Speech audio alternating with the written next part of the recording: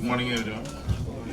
So today I'll be talking regarding community-based healthcare, and we have been using a tagline for a long time called high tech and high touch, because earlier days I come from a palliative care background. In palliative care, we used to believe it should be high touch and low tech.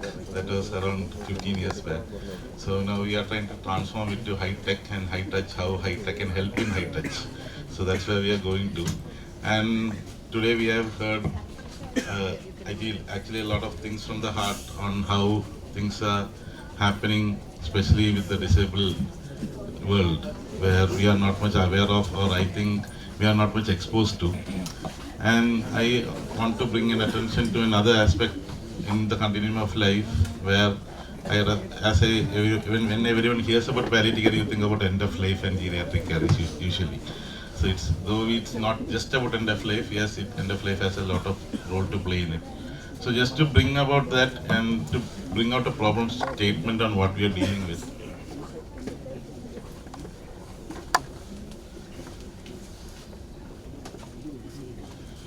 So when we talk about healthcare and healthcare gap, there's a very hard fact truth, especially when everyone looks at a doctor. I've been a practicing doctor for more than a decade now, almost 13, 14 years. And wherever I go, I get a special seat. People think of doctors as a god. But when you look at the healthcare industry, which is a real term right now, this is the burden that is healthcare industry is causing to the country. So when you think about big corporates or someone whom we might be thinking actually is looting the country, when you look at the healthcare industry, it is contributing to 1/4 of poverty per year in India. That is almost close to 55 million people are pushed below poverty line just because they have to access healthcare. I'll just repeat. Usually when we talk about people not being able to access healthcare, but people somehow tried to access healthcare and then they were pushed below poverty line, that causes almost 55 million. So Kerala's population is 35, so more than the population of Kerala is being pushed below poverty line per year in India because they have to access healthcare. So that is where the huge healthcare gap is. So we are evident on people are not being able to access healthcare, but once you access healthcare again, this is what healthcare is doing now. So there's a imminent need that we need to change it. And statistics shows that most of this expenditure happens during the last decade of your life. So you are born, your parents raise you, you are taken care of, you work very hard, you don't look at your family and you work all your life, you get to your retirement age, everything that you earned, that you contributed, that or you feel that you have in your bank account will be taken away from you and your family within the last 10 years of life. So that is where actually we are standing now. And what to do regarding it? It's not an easy challenge. And when you talk about it's not an easy challenge, this is the current healthcare system that we have. And we believe that healthcare is usually delivered from an institution. Whenever we think about healthcare, in whichever part may be, we often think about a building, a huge building which has a capacity of X number of beds, which can take care of people's health. But this is the perspective that we want to change today. So I come from Ernakulam district in Kerala, and just to give you a background, it has around 38 lakh population average. And when we in palliative care we talk about serious health-related suffering, when you talk about the number of people who are actually suffering from health, minimum of 1.4 lakhs per minute. Like at a given point of time, you have 1.4 lakh people who are really suffering from health. I'm not talking about cough or cold, who are really suffering from chronic diseases. And out of that, almost 68,000 are at home. I'm telling average numbers, which we got from Highway. So almost 27,000 people are bedridden in my district alone. And almost double of that are at home who need help to do anything in your life. And the healthcare infrastructure, if you think of it as an institutional care, in Ernakulam, which is one of the most metropolitan districts in Kerala, it only has 14,000 beds, including private and government system. And even if you take care homes and old age homes to orphanages all together, again that only contributes to another 14,000. So if you wanted all these patients who are suffering from health to be treated inside an institution, we don't have that institution in our setting. And this was proven. This was proven during COVID time.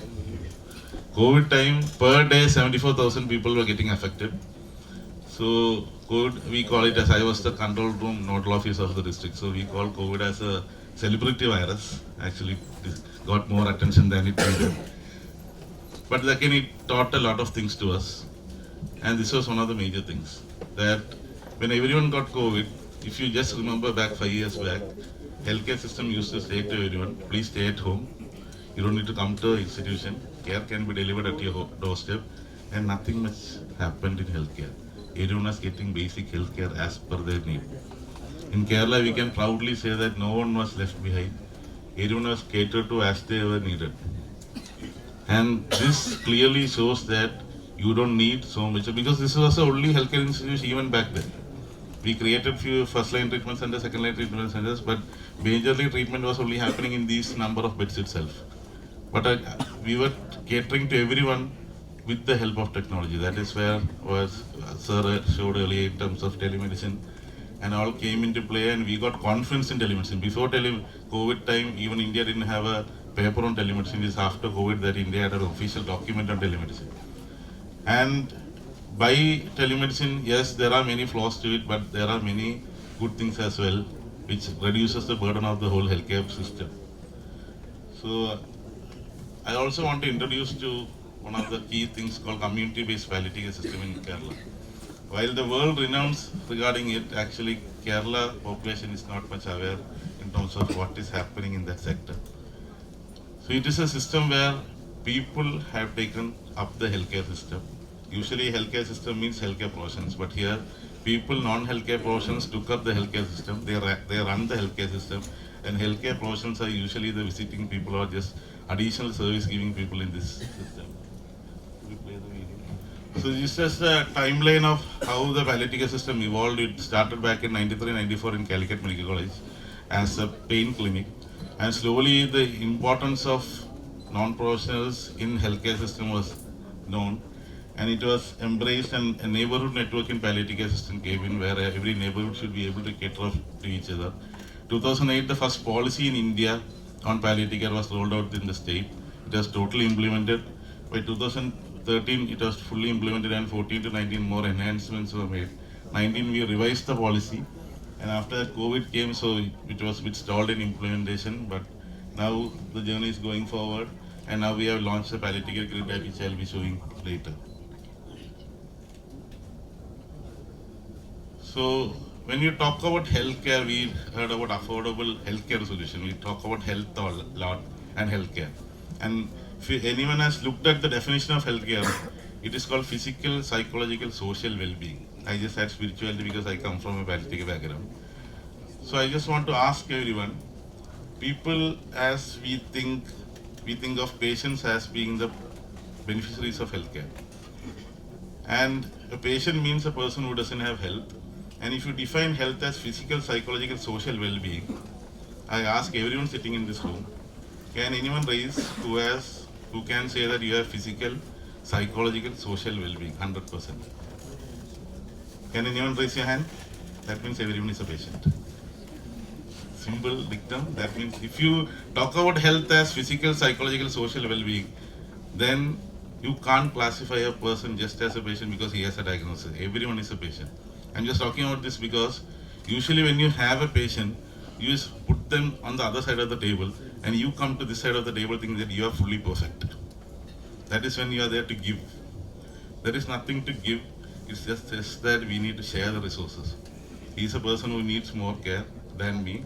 So whatever I have, I can share. It's not about giving. You don't have anything in your hand to give.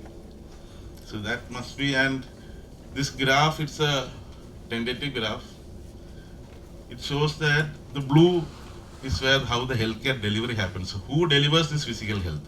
Who delivers this psychosocial health? Who delivers this social health? If you think of physical health, you might think it's the doctor and the nurse. No.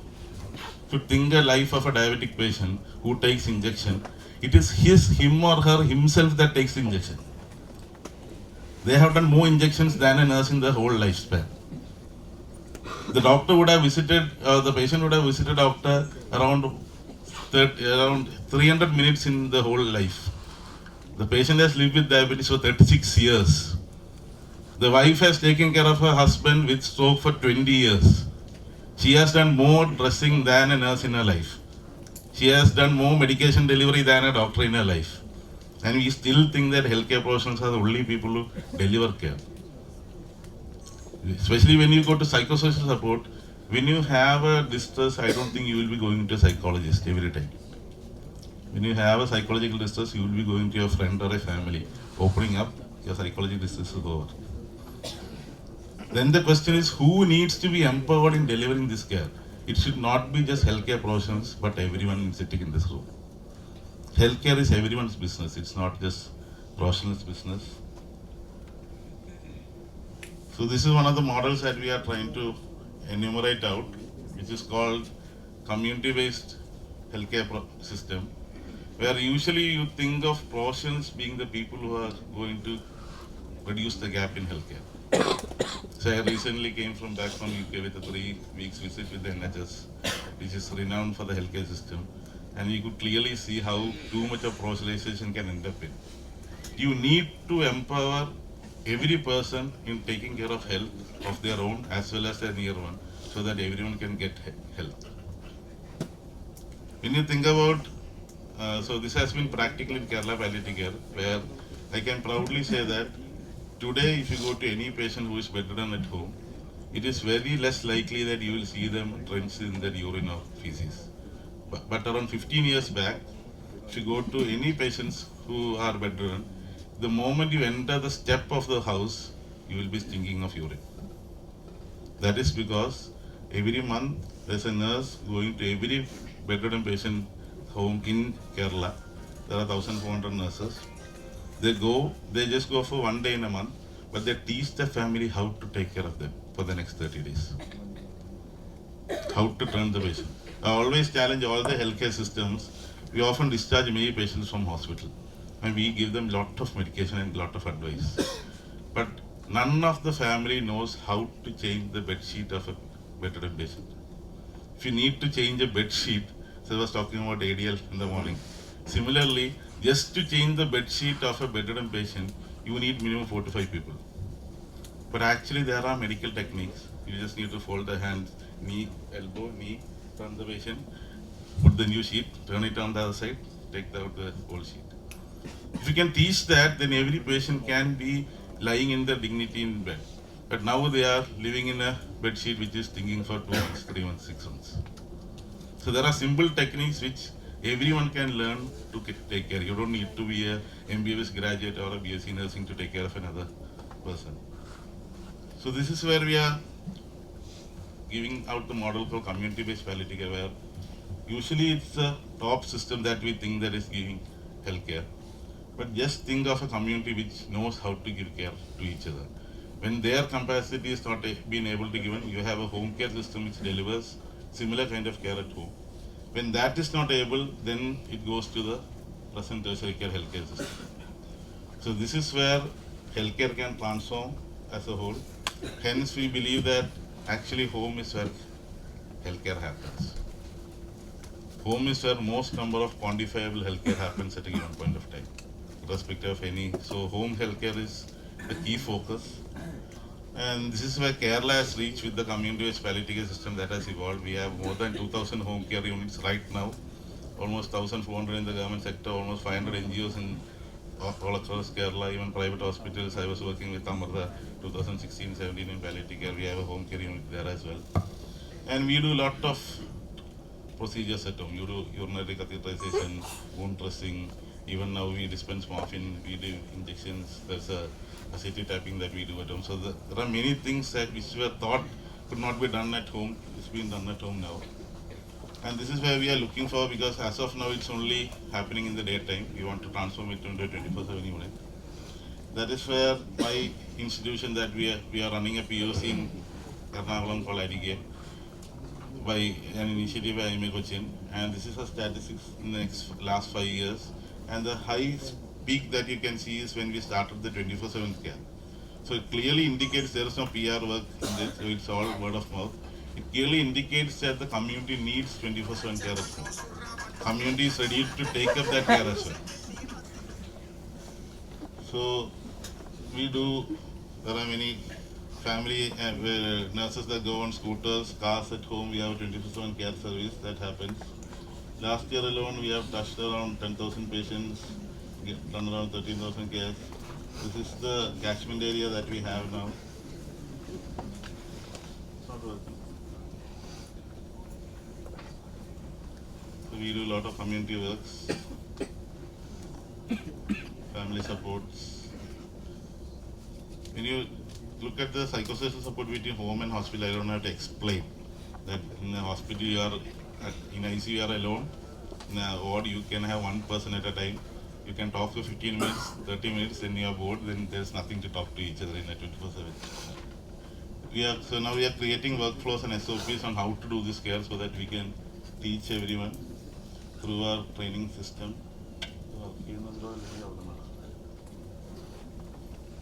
So this is the community resource center that we have started for training. So this is where the technology part comes.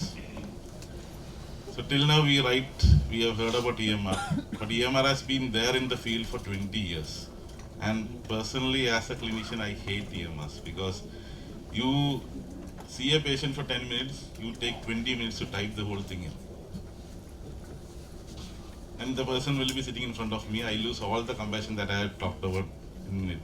But that is needed for the recording. So here we started EMR back during the COVID time. And I just like to play the video.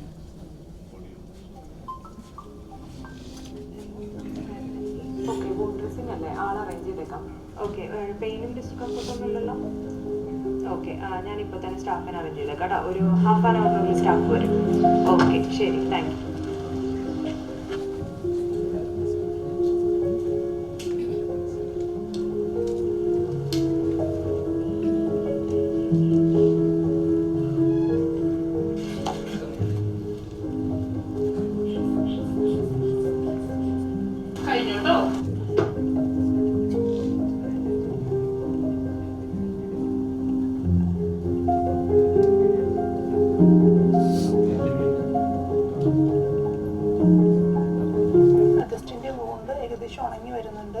BP 120/70, saturation 98, pulse 82, respiratory rate 14.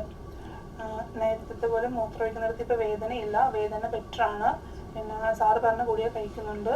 Patient നേരത്തെക്കാളും ഉറക്കം കിട്ടുന്നുണ്ട്. രാത്രിയിലൊന്നും വലിയ പ്രശ്നമോ ബുദ്ധിമുട്ടുകളൊന്നും ഇപ്പോൾ ഇല്ല. Patient നേരത്തെക്കാളും ഓക്കെയാണ്.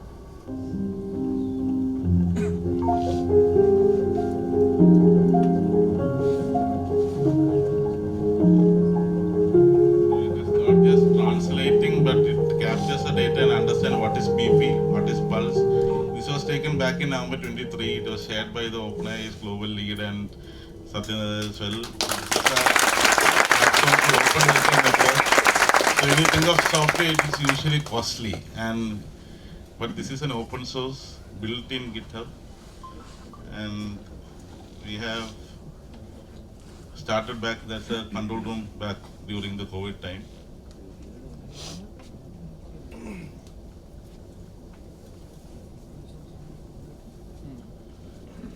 So we have supported by many organizations. Satyan, when he was back in India last year, he was uploading regarding the Open Healthcare Network. And we have a link with OpenAI in creating automated discharge summaries, because we know discharge summary is something which always hangs you back to the hospital. And we have agents in Vision voice and as well as assistive agents being built. We have CareScribe, HCX and ABDM, which is M1M to M3 compliant, and it's an HCX sandbox for the NHM. We have a whole interoperability with FHIR standards, NOVAD and LOINC. And it's already there in 9 states with a project called 10-bed ICU, which provides daily ICU services across India, mainly in the Northeast. It is recognized by the United Nations as a 50th digital public health good. And it is made by 1,044 people. So it was born and brought up in GitHub. It's contributed by So everyone sitting here who is an aspirant, go to GitHub, search for Open Healthcare Network, and you can be part of this initiative. You can help out build this thing. So if you ask whose is it, it belongs to 1,044 people. It's not belong to any institution alone. So that's what we have. So there's a pupil was. It's a startup which has a GDC program for engineering students. Who it's a AICT approved. You can get into that. You can be a intern in this whole process as well. Recently, 2 months back, Chief Minister of Kerala launched this same software as a palliative care grid across the state. Now it's implemented in the government sector. This week onwards, we are starting with NGOs. We have registered more than 1 lakh patients in the past 1 month across Kerala. And all the demography of everything comes out automatically. It's a whole AI thing. And slowly we are registering NGOs as well. SOHO has given us, at Tarige, SOHO has given us free for 1 year to use the CRM whole system. So financial impact of home care, coming back to home care and hospital care. Hospital care is usually seen minimum 5 times to 9 times of what happens at home. And it's not the hospital bill. Usually people think of the hospital bill as major cost. When a patient gets admitted in a hospital, it is not just the patient, the family that has to take leave, go to home, take food from home, go to hospital. The cost increases without accounted. It doesn't come under insurance, it doesn't come under anything. So at Tarige, we have brought out a new financial model called a cross-subsidize model, where people who can pay are given a chance to pay, and people who can't pay, we find funds from the community. We have microfunding and CSR fundings as well. So this is the narrative that we give, and we have seen that 41% of people actually pay. It's often thought that people who can pay won't pay, but actually 41% of our beneficiaries are paying on their own. And even those people who are paying have donated even legacy funds after that, because at midnight 11 a.m. the mother is breathless. If you go to the hospital, she will be taken to an ICU. Here you have a nurse coming to your home, giving medications, making the mother calm, and mother can die peacefully at home.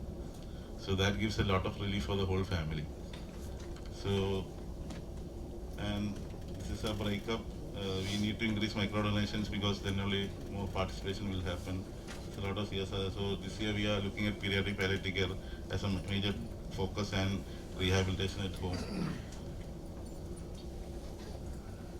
We are also looking at starting a coordination center, and this is a concept that we are looking forward in terms of mid-level hospital. Mid-level hospitals are dying in Kerala, so we are trying to make them into a family hospital or a neighborhood hospital, where as of now mid-level hospitals are there, but they are not accessed by everyone.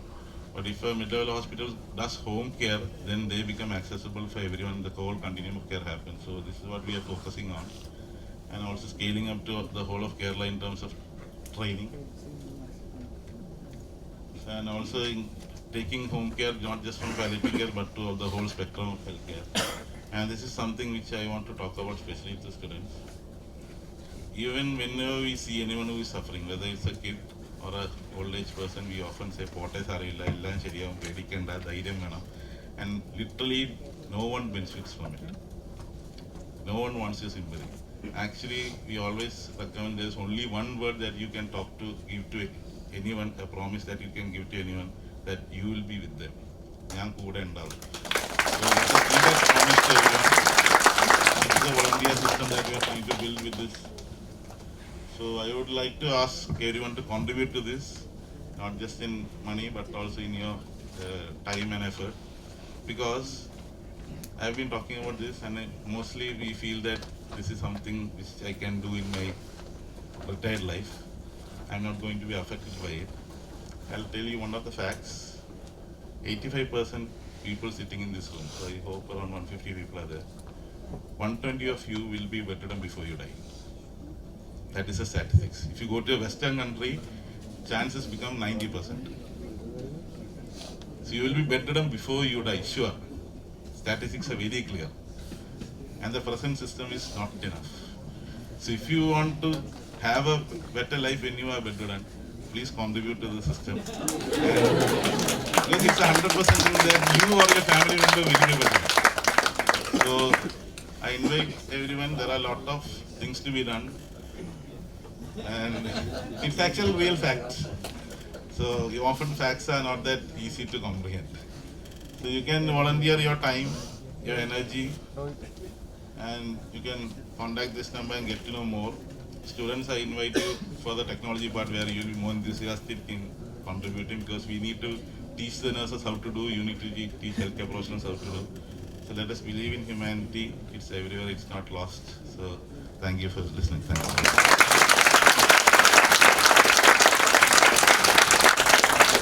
Thank you, Abhi sir.